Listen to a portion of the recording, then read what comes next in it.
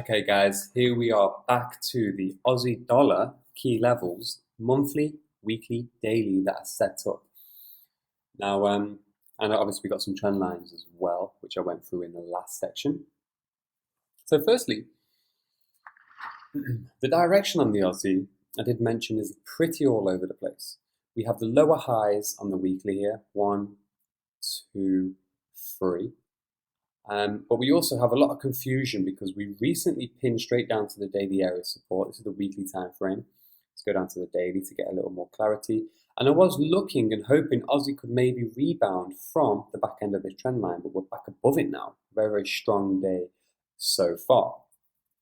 So with that being said, I'm just going to remove this trend line for a moment and see if we can go ahead and apply any Fibonacci.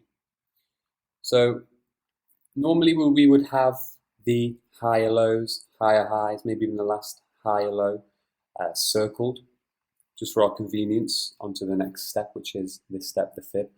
And I'm just going to go through a few examples on how I would plot the Fibonacci tool on here to get an aim and an idea as to where this market can potentially run to. So when we do this, we don't want to zoom out too far. Well, we can use Fibonacci on the monthly time frame, but I'm not a huge fan because it can confuse people. So I like to just maybe start on the weekly time frame to get an idea as to where the market could potentially run to. So in the case of this particular currency pair, because this is a significant low, we have a huge bullish engulfing, and it was the yearly lows as well into 2016. And we've got this area up here, which we already know is a significant high because we have the 3-pin pattern, 1, 2, 3. Let me just zoom in for you. Just here. So 1, 2, and 3, and it's also at monthly resistance. So what I'm going to go ahead and do is I'm going to grab the Fib tool and I'm going to have a little play around. It's all about trial and error, guys. So chart time is vital, and I can't keep going on about how vital chart time actually is. And again, doing your before and after screenshots and so on. But here we have a significant low, so I'm going to just line my crosshair up to the wick, and there's my 100%, and I'm going to plot it and I'm going to rest it on the top of the spike just here. We have A to B, A and B. Now this one looks as if this weekly time frame looks as if the GBP, the AUD USD, sorry, has in fact rejected the 61.8 zone, and it's also a weekly area of support. So you will see the way I've taught you and how to put the key levels on there, and you've joined astrofx so you can get regular updates on these key levels and analysis. We have a confluence. The confluence is simply the 61.8 lining right. It's not on top. However, it's very, very close. And we can see what's happened here. We have this bullish engulfing formation. Okay, the bullish engulfing, the green has outdone the red body of the candle, and the 3-pin pattern where I've actually snapped that daily area of support onto, so 1, 2, and 3. And we've breached the 61.8, which can happen at times. It can often come maybe in between the 61.8 and the 78.6 there, and it's still classed in my books as a retracement, a valid retracement. So currently, now this is just for the purpose of finding a bias in a direction. The moving averages are in fact crossed up to the upside. The blue is above the red, and you can see that there quite clearly. And yeah, as I was saying, this is a valid 61.8 retracement. So what are we expecting now? As we've discussed this, we have the A, B, C retracement, and this time it's up to 61.8, and the weekly support 0.7225. And with this, I'm looking for it to come up to make new highs, and the minus 27, the 127% extension level is lying directly on top of the monthly resistance. Look at that, A100. So Aussie dollar, now I've looked at this on the weekly and we're going through this example together, guys. I am looking for this pair to continue up to 0.8100, say, just to say a round number. So we've got two confluences up there as well. So the two confluences are minus 20%, minus 27% or 120 extension, and monthly resistance. So this is what I mean about taking your time, doing the levels properly, getting clarity on the chart so we can then layer on the other tools in order for us to find out where a potential market has the potential and chance to run towards. So in this case, Aussie is looking to come up to 8100. We're currently at 7650. So around 400, 450 pips to the upside. Now, in the case of my analysis personally, I would then take a screenshot of this. I might write some more notes on that. Because remember the other rules we've gone through, if the monthly resistance is broken, there's one here, if we breach this monthly resistance, there's a 75% chance the next weekly level is going to be achieved, which is 0.7925. So that could be one of our first points of call. But our fib, our ABCD fib, is telling us Aussie has got the potential to come all the way up to 0.8100. Now, I'm doing this mid-September, sorry, more or less the start of September 2016. So you guys who are joining the course later on can go back and see if this was actually a viable Fibonacci extension, and did we actually come anywhere close to where the fib tool is allowing and helping us to actually predict. So remember, this is a higher high, this is a higher low, and this will be a new higher high point for the Aussie dollar. And you can see it across here as well where the brilliant confluence is. So guys, I hope so far, just by going through this fib, you're getting an understanding of the market is not random. We can use the Fibonacci sequence, and you now know the importance of the Fibonacci sequence, as I've already explained. It's in nature, it's in the human body, and we're now using it in the markets to predict where the market could potentially run to. So that's that one there. So this is a weekly fib on the Aussie dollar. Now, to take this off, so what I would normally do, if you found something on a weekly time frame, because there's a likelihood we're going to find something on the daily as well, because you can get the Fibonacci within a Fibonacci, and I'm not going to confuse you with that right here. But again, always please refer to the book for this one. Now, this was a bearish example of Aussie before it reversed from 700, and I actually put this into the book around November 2015. So as you can see once more, we have the consolidation range over here. We have the bearish engulfing formation, which counts for my significant high, and I've pulled it from A to B. See retracement, 50%. As you can see, the shooting star there has come off the 50%. It's made new lows, but it didn't go all the way down to the D extension straight away. So this is an important point, that on the weekly and the daily, it's not going to go to these points in a drop of a hat. It may take some time.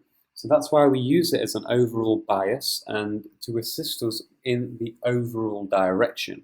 Because remember, we want to get the overall direction of the higher time frames, top-down analysis, going back to one of the earlier videos. So then we can go down to the smaller time frames in order to find a trade in that direction for the highest probability.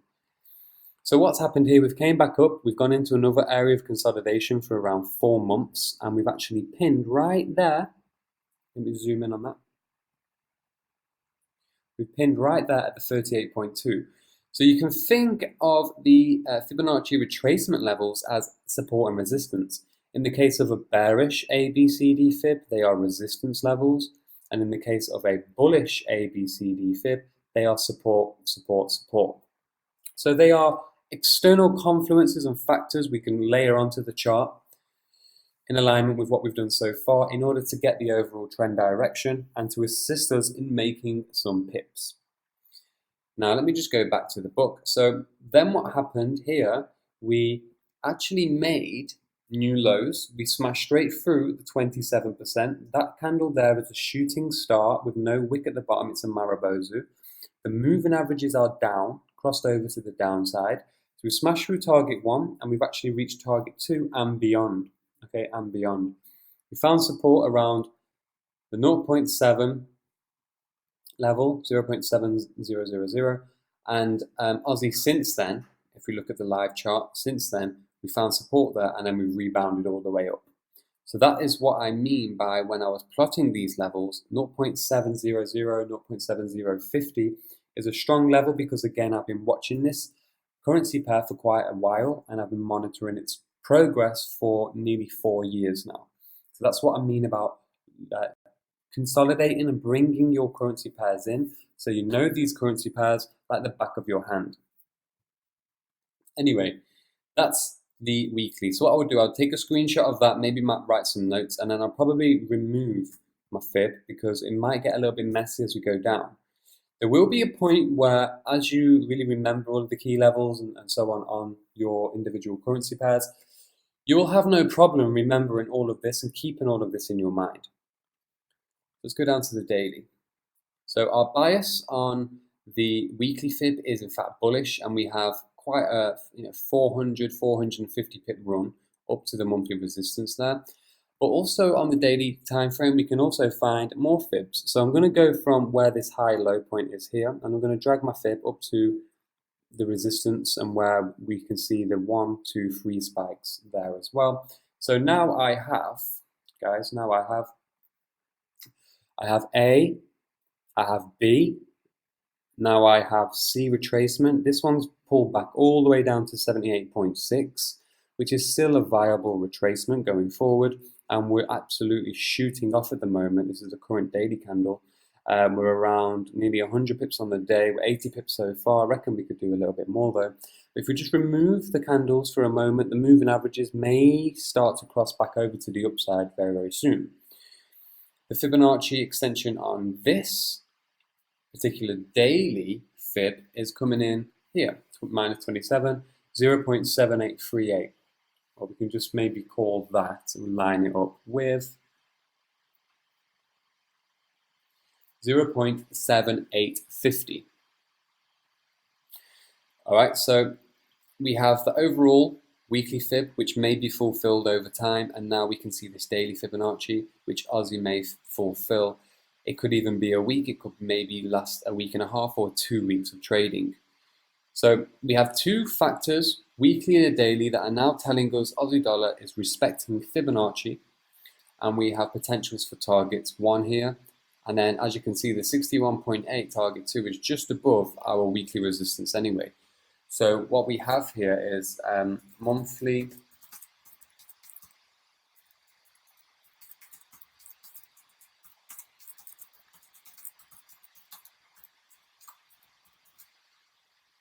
%. Okay, just there, and we also have the fibs coming into alignment with that. So I hope you can see where we can find the A, B, C, D. Before that though, we could maybe have drawn a fib, let's say from this higher low point here to this one. A, B, C retracement right here on the 61.8, and we just came very, very shy of that Fibonacci there. And remember guys, it's all about probabilities, 75% chance, and we capped the monthly area of resistance beforehand. So in that scenario, A, B, C, D, you always have to be mindful, and you always have to be looking at what is the potential, if we have a resistance or support right above or below one of our Fibonacci targets. So that's that one there. So this is the current one on the Aussie at the moment, A, B, C, D. It'd be interesting to see how this actually plays out. But again, you can actually go back in time, plot all of this on your charts, and you can go and see yourself. Now, aside from all of that, when you're actually learning fibs and you want to have a crack at the Fibonacci on your own, we are going to use points at more or less the support and resistance levels to simplify our A and B points. So, in the case of, we got the daily support over here, so we can use the significant lower daily support and we can drag it up to our next wave at the next daily resistance. So we have A, B, the shooting star there. Sorry, I haven't got a mouse with me at the moment. A, B, C retracement. So we have wick, bullish engulfing here. And we have daily support at the 50%. So this is an A, B, C, and then afterwards we've hit the D extension. well, even though this is the first wave, A, B, C, D, we still stalled around the extension and pull back and so on. So if I can just pull up another blank chart for a second, if I just pull up the, let's say USD CAD. So with the USD CAD, guys, let's go to the daily time frame at the moment. Without any key levels on there, simply drawing a fib, again this is the weekly just as an example, I'll go from the top of the bearish engulfing, bring it down, and I will lay it right on the wick here. So I've gone from bearish engulfing to the bullish engulfing, and I know off the top of my head these are major key levels as well, so that always helps. With this example though, this one, we haven't actually reached the 38.2, as you can see. This wick here has come more or less 40 or 50 pips shy of that. So this is not a valid retracement. That's not a valid retracement for me. It would have to actually hit the 38.2. Okay, something like, if I had to modify that a little bit. As an example, it would have to, that would be a valid retracement, 38.2. And then the extension for USD CAD will be down here. But as I say, well, with this one, it could be an exception because as you can see, if you can see the bearish engulfing candle here, can you see that it's not neck and neck? Now, this was the result of a gap up over the weekend. So USD CAD has gapped up, it's made a high, and then boom, it's forced all the way back down. So that where I've placed right on that wick there could in fact be the official high. And I would actually class that, it's a few pips off, but I would class that there as a viable 38.2 retracement. So the ABCD here, so we've got fib A,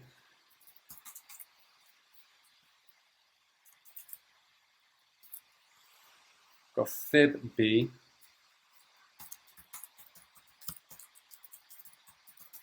and I know off the top of my head this is weekly support right there. So right there. And then we also have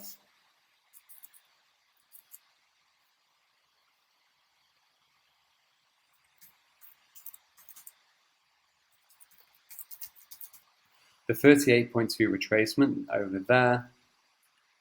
Looks as if we can maybe sling a trend line break in there as well. Moving averages are getting ready to cross over on this pair. And then last but not least, we have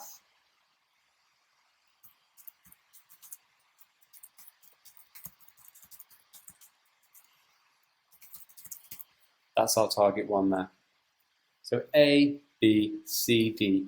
So this is a weekly. So from 1.2855, we're looking at USD CAD coming down to 1.1893. So that's a whole lot of pips there. We could see another move like this. So we've moved down, we've gone into consolidation. We've hit the 38.2, we've stayed in a range. Now it could be time for the USD CAD to break out to the downside. And yeah, this could give us a great bias as to which way we want to be trading the USD CAD. We want to be selling. So that's just a few examples there, guys, on how we can utilize the Fibonacci, and I hope you are getting more familiar with the levels now. I'm going to go into more about how we can combine it on lower time frames, how we can combine it with other strategies as well, and all about stop placements too. So that's just an overall tutorial on using it on a weekly, the daily, and what we're actually looking for and how to plot that. So remember, fib A, B, C, D, done. Okay, so I hope that helped. On to the next video.